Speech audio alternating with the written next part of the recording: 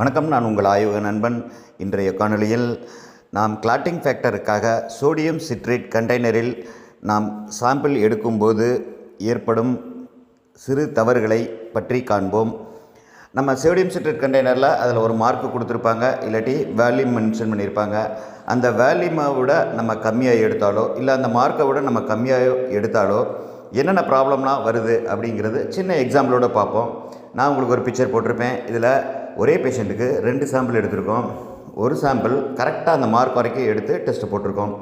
இன்னொரு சாம்பிள் கிட்டத்தட்ட 3 ml கண்டெய்னரில் நம்ம 2 ml தான் ப்ளட் விட்டுருக்கோம், இன்சஃபிஷியண்ட்டாக அதுவும் வச்சுருக்கோம். ஸோ ரெண்டுலேயுமே ப்ரோத்ரமின் டைம் டெஸ்ட்டும் ரன் பண்ணியிருக்கோம், ஏபிடிடி ஆக்டிவேட்டட் பார்சியல் த்ராம்போ டைமும் ரன் பண்ணியிருக்கோம்.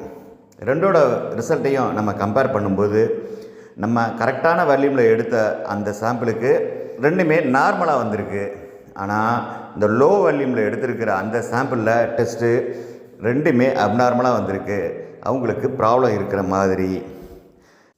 இதற்கான காரணம் என்னன்னு பார்த்தீங்கன்னா, சோடியம் சிட்ரேட்டு நம்ம யூஸ் பண்ணும்போது நம்ம பிளட்டில் இருக்கிற கால்சியம் அயான்ஸை அது இன்ஆக்டிவேட் ஆக்கிரும். நம்ம டெஸ்ட்டு போடும்போது அந்த கால்சியம் அயானை ஆக்டிவேட் பண்ணுறோம்.